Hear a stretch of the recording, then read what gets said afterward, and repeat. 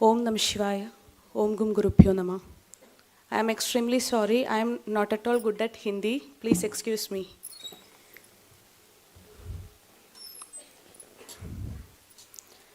आदरणीय गुरुनाथ, मंच पर उपस्थित सभी मान्यवर और यहाँ उपस्थित सभी देवियों और सज्जनों, आप सभी को मेरा नमस्कार। मैं डॉक्टर अनघा केरल के त्रिशूर जिले से हूँ। वह मेरी बड़ी बहन अनुषा है और वो मेरी छोटी बहन अमृता।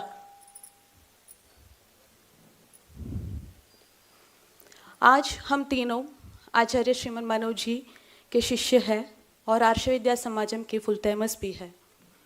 मैं आपके सामने उस दर्दनाक अनुभवों को साझा कर रहे हैं जो हमारे परिवार ने 4 साल पहले झेला था।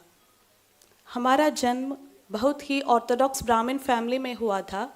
बहुत छोटी उम्र से ही हम घर पर कई प्रकार के अनुष्ठान और दैनिक पूजा देखते हुए बड़ी हुई है। मुझे केवल कुछ अनुष्ठानों के अलावा इस बात का कोई अंदाजा नहीं था कि सनातन धर्म क्या है, भारत का वास्तविक इतिहास क्या है और समकालीन चैलेंजेस क्या होती है। यह अज्ञाता मुझे इस्लाम के गड्ढे में ले आया।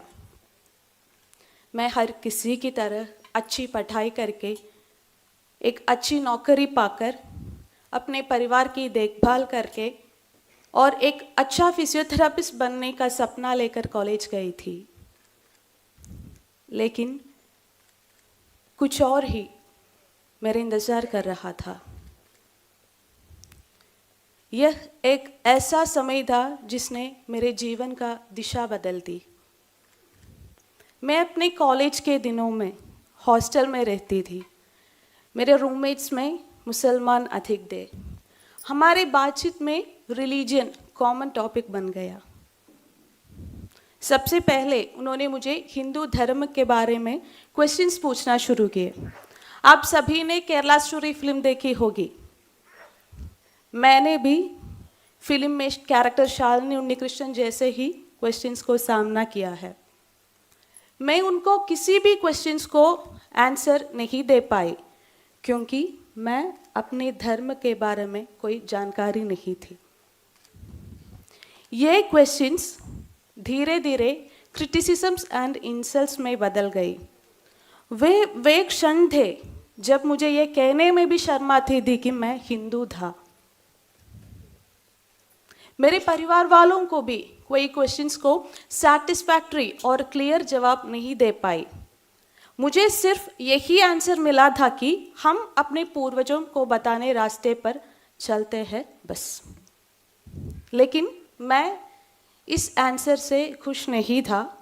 मैं इन सवालों का जवाब खोजने के लिए बहुत कोशिश की लेकिन सफल नहीं हुई।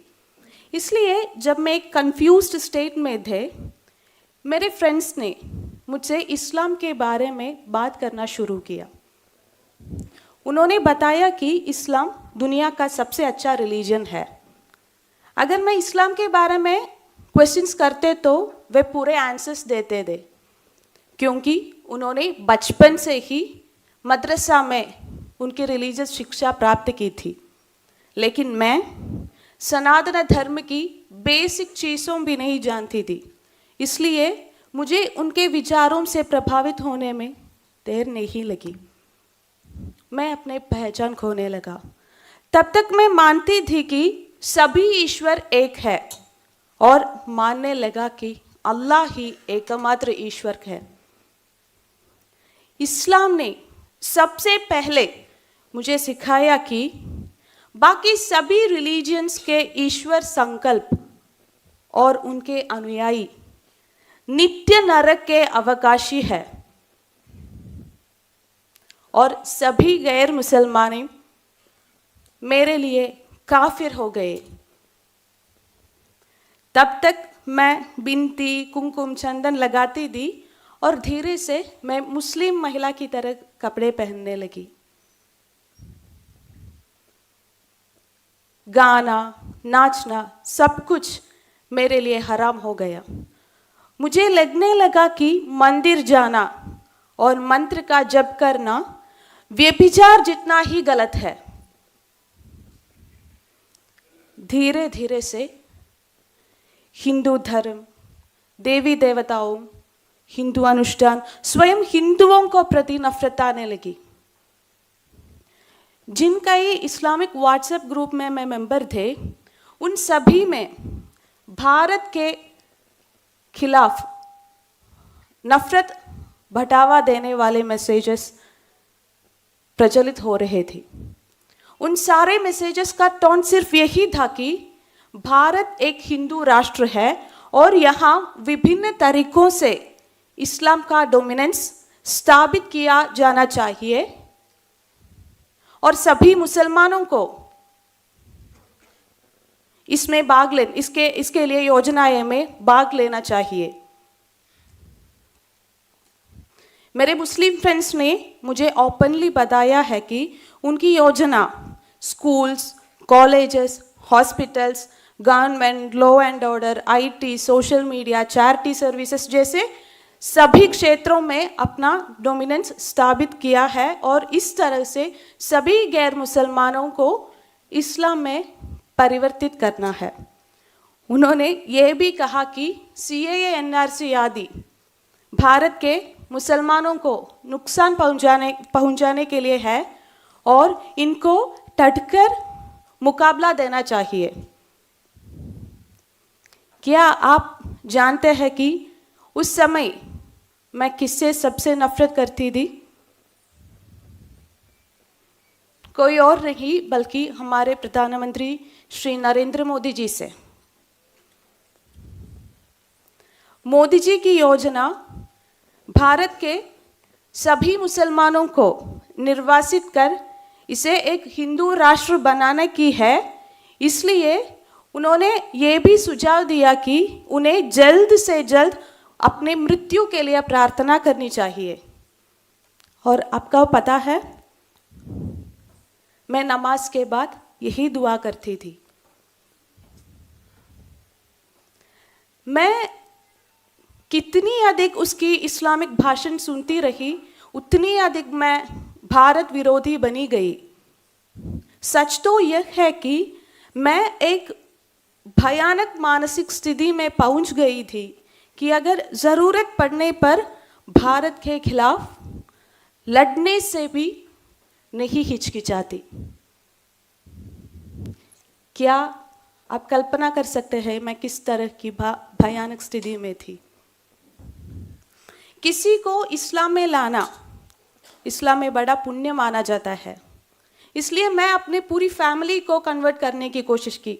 सबसे पहले मैं अपनी छोटी बहन अमृता को कन्वर्ट करने की कोशिश की। मैं उसे पूरी तरह से कन्वर्ट करने में सफल नहीं हुई, लेकिन मेरी इस्लामी पढ़ाई आगे बढ़ रही थी। मेरे दोस्तों ने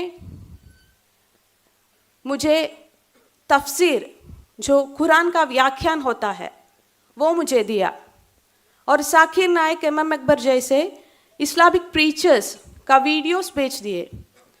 उसे पढ़कर और सुनकर मैं इस्लामी विरोधी होती गई, हिंदू विरोधी होती गई। कॉलेज के बाद मुझे कोड़िकोड, केरल के कोड़िकोड में नौकरी मिल गई थी, जहां मुस्लिम डोमिनेटेड एरिया है। और वहाँ मेरे पेशेंट्स और उनके बाईस्टैंडर्स जो इस्लाम के प्रति मेरे झुकाव को समझते थे, उन्होंने मुझे हर तरह से सपोर्ट देना शुरू कर दिया। उन्होंने ये भी कहा कि मेरा इस्लामिक लीगल कन्वर्शन के लिए वे हर तरह से मदद करेंगे। मैं उनके इस उत्साह से एक्चुअली हैरान थी। इस्लाम सिखाने के 6 साल बाद 2020 में मैं कन्वर्शन करके अपना नाम बदलकर आयमा अमीरा बनके पूरी तरह से मुसलमान बनने का फैसला किया। लेकिन उससे पहले इसके बारे में मैं अपने परिवार वालों को ओपनली बताने को डिसाइड किया। मुझे पक्की तौर पर मानती हूँ कि उस क्षण से मेरे जीवन में ईश्वर और गुरु का अदृश्य हस्तक्षेप था। मैं अपने नौकरी से इस्तीफा दे दिया और घर आ गई। यह जो समय था जब हमारे परिवार ने एक लंबे लॉकडाउन पीरियड के बाद फिर एक साथ था। मेरे माता पिता को अंदाजा था कि मैं इस्लाम के बारे में सीख रही हूँ, लेकिन उन्होंने कभी नहीं सोचा कि मैं कन्वर्ट हो जाऊंगी। एक दिन मैं अपनी मासूस माता पिता को ये खबर बताई कि मैं इस्लाम स्वीकार कर लिया हूँ और अब मैं एक मुस्लिम महिला हूँ। क्या आप जानते हो इसके बाद क्या हुआ? वे ऐसे घटे थे जैसे उनके सिर पर वार किया गया है। वे जो अपने दिल और दिमाग पर श्री कृष्ण भगवान को रखते हैं, मेरे बात को सहन नहीं कर सके। खुशी के दिन दुख में बदल गई। मेरे माता पिता मेरे सामने बैठकर रोते रहते थे। उन्होंने गाना बंद कर दिया। वे हर समय केवल रोते रहते थे, लेकिन वे मेरे फैसले से मुझे निकाल नहीं कर सके, क्योंकि मेरे क्वेश्चंस का जवाब उनके पास नहीं थे, इसलिए वे हेल्पलेस थे। मैं घर पर ही नमाज पढ़ना शुरू किया। जब समय पर नमाज नहीं पढ़ पाती तो मैं निर्दयी हो जाती थी, क्योंकि मुझे डर था अगर मैं समय पर नमाज नहीं पढ़ी या नमाज छोड़ दी तो अल्लाह मुझे सजा देगा। तब तक मैं चोरी छुपी नमाज पढ़ती थी, लेकिन एक दिन मैं खुलेआम नमाज पढ़ने को डिसाइड किया। जब मेरी पापा ने नीचे पूजा करते थे, मैं ऊपर नमाज पढ़ती थी। एक दिन मेरी माँ ने यह देख लिया। वह टूट गई।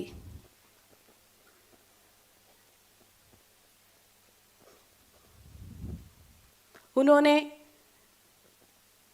पूजा कमरे जाकर नारायणा नारायणा चिल्लाकर रोने लगी। यह सुनकर मैं नीचे आ गई। पूजा कमरे में विग्रहों को देखकर मैं बहुत चिढ़ हुई। मैं माँ से कहा, तुम किस नारायण को प्रार्थना कर रही है? तुम्हें बचाने के लिए कोई नहीं आएगा, क्योंकि ऐसा एक ईश्वर ही नहीं है। वो ईश्वर नहीं, शैतान है, शैतान। ये सुनकर मेरी माँ रोते रोते मेरे पैरों पर गिरा और बोली, बेटी मत जाओ। अगर तुम गई तो हम चारों आत्महत्या कर लेंगे। इसे सुनकर मुझे और भी गुस्सा आ गया। मैंने कहा कि तुम काफिर हो, तुम नरक के बारे में निश्चित हो। तुम आत्महत्या करो या ना करो, मुझे कोई परवाह नहीं होगी। मेरी जगह आप अपने बच्चों को कल्पना करें, जिसे यदि वो आपका बेटी या बेटा जिसे आपने प्यार से पाला और बड़ा किया है, उसने आपके साथ यह कहते तो आपको कैसा लगेगा? सोचिए। मैं यह उस माँ से कह रही थी जिसने मुझे 9 महीने तक अपने गर्भ पर रखा, प्यार से पाला पोसा, मुझे सब कुछ दिया। दरअसल मेरे दिमाग में ये शैतानी विचारधारा दी जो मुझे यह कहने में मजबूर कर दिया था। इस्लाम में कहते हैं कि गैर मुसलमानों का बात मत सुनो, फिर वे तुम्हारे माता पिता ही क्यों ना हो। ये सुनकर मेरी माता पिता निराश हो गई। उन्हें समझ आया कि उनके आंसू और सलाह मुझे वापस नहीं ला सकते हैं। ईश्वर का अगला अदृश्य हस्तक्षेप मेरे कसिन भाई अजय भैया के रूप में आया। एक दिन उन्होंने कहा कि सिर्फ इसलिए हमारे पास तुम्हारे क्वेश्चंस का जवाब नहीं है, इसका मतलब यह नहीं है कि इन क्वेश्चंस का जवाब ही नहीं है। एक ऐसी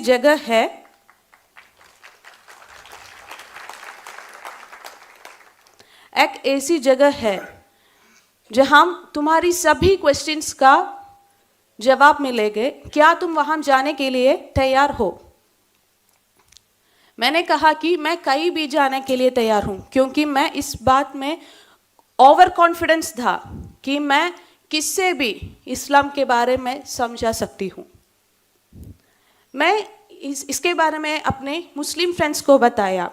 उन्होंने मुझे सख्त निर्देश दिया कि मुझे कहीं नहीं जाना चाहिए, लेकिन मुझे ऐसा लगा कि जैसे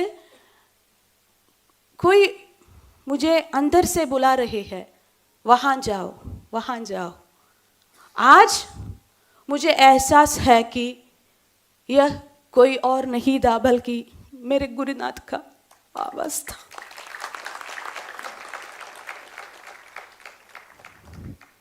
जैसे 26 अगस्त 2020 में इस गर्व के साथ मैं आर्ष विद्या समाजम आई थी कि मैं वहां से सबको इस्लाम में कन्वर्ट करूंगी। शुरू के 2 दिनों में वहां के टीचर से बात की। मुझे जो तर्क पता था इसको I was dealing with them. तीसरे दिन ही हम आचार्य श्री मनोज जी से मिले। आचार्य जी के साथ डिबेट हुआ। आचार्य जी ने उसी कुरान और हदीस के आधार पर बात करती थी जिसे मैं दैविक वचन मानती थी। आचार्य जी ने कुरान के ईश्वर संकल्प, अनसाइंटिफिक फैक्ट्स, अंधविश्वास, मोहम्मद के क्रुएल्टीज एक्सेट्रा के बारे में बात की। क्या आप विश्वास करेंगे, जिस आइडियोलॉजी मेरे माता पिता के आंसू, मेरे रिश्तेदारों के सलाह, मेरी बहनों और दोस्तों के बातें को बदल नहीं सके, उस आइडियोलॉजी को आचार्य जी ने बहुत शांति से एक फूल तोड़ने जैसे बदल दिया।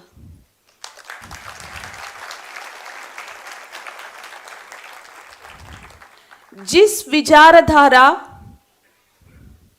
को मैं पिछले 6.5 साल सच मानती थी, उसे आचार्य जी ने सिर्फ और सिर्फ 3.5 घंटों से गलत साबित किए।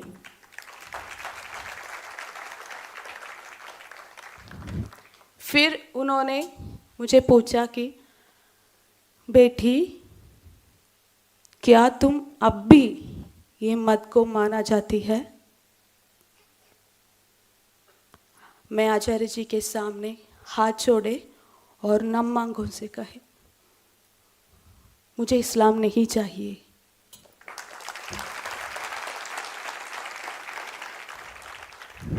इस प्रकार हम तीनों आचार्य श्री डिसाइंड कोर्सेस, आर्ष विद्या समाजम के कोर्सेस को पढ़ने शुरू किए। सनातन धर्म की महानदा और बाकी सभी रिलीजन्स का गतराओं के बारे में पता चला। भारत के ट्रू हिस्ट्री, आज समाज में हुए घटनाओं और आर्ष विद्या समाजम के एक्टिविटीज़ की महानदा और ज़रूरत को के बारे में ज्ञान हुआ। और हम तीनों आर्ष विद्या समाजम के फुल टाइमर्स बन गए। जब हम सनातन धर्म में वापस आने के अपना अनुभव साझा करते हैं तो कई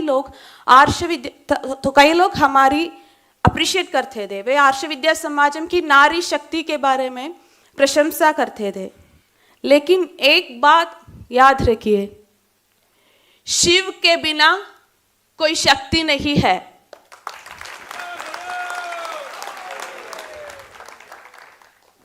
जी, अगर आचार्य श्री मनोज जी नहीं होते तो हम में से कोई भी आज आपके सामने बोल नहीं रहा होता।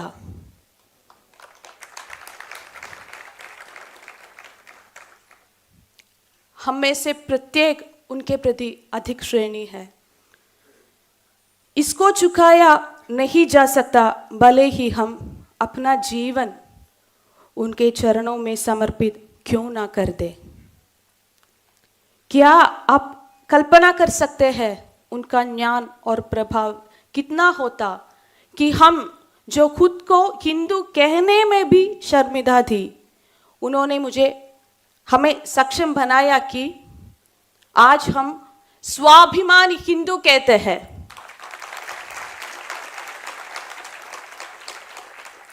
सनातन धर्म को पूरी तरह से नष्ट करने पर आमादा दे उन्होंने हमें सनातन धर्म के ध्वजवाहकों बना दिया।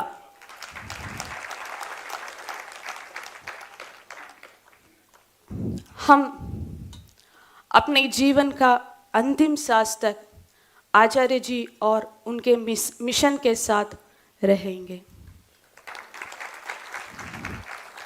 हम में से प्रत्येक आज की पीढ़ी का एक क्रॉस सेक्शन है। यदि आप इस बारे में सावधान नहीं रहेंगे, यदि आप नेसेसरी स्टेप्स नहीं लेंगे तो यह स्थिति जल्द ही आपके परिवार में भी आ सकती है। क्या हमारे बच्चों किसी रस्सी से लटककर और किसी चाकू से कटकर और किसी के फ्रिज में टुकड़े टुकड़े होकर खत्म होने के लिए है? कभी नहीं ना।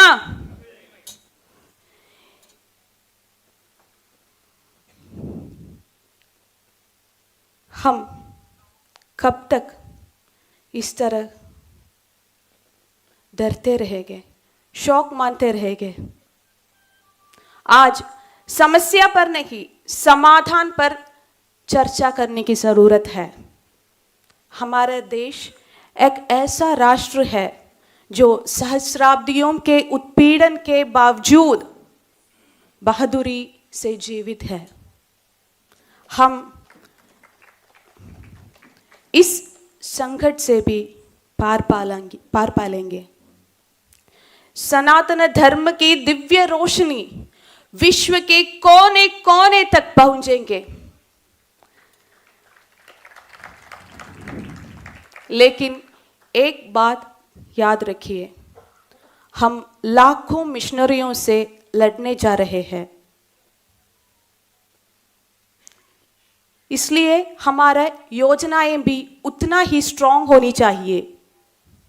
आप चिंता ना करें, आचार्य जी द्वारा प्रतिकल्पित धर्म प्रचारक पद्धति ही इसका समाधान है।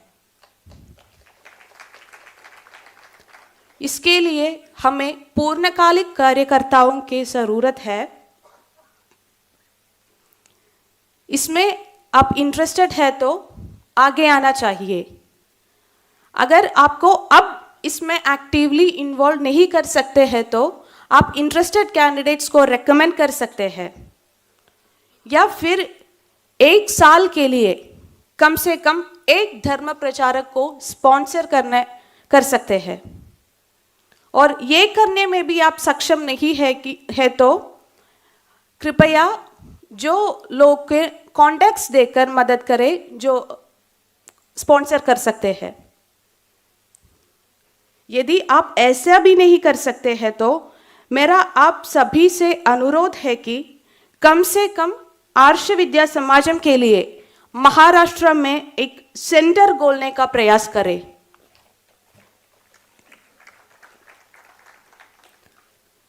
मैं अपनी एक्सपीरियंसेस आपकी सहानुभूति या प्रशंसा पाने के लिए नहीं बताए। मेरे ये एक्सपीरियंसेस यहाँ मौजूद एक भी व्यक्ति मैं बदलने को मदद करने तो मैं इसे बड़ा सफलता मानेंगे। इतने लंबे समय तक मुझे पेशेंटली सुनने के लिए सभी को मेरे धन्यवाद। सब कुछ गुरुपद पर समर्पित करके ओम नमः शिवाय, ओम गुम गुरुभ्यो नमः।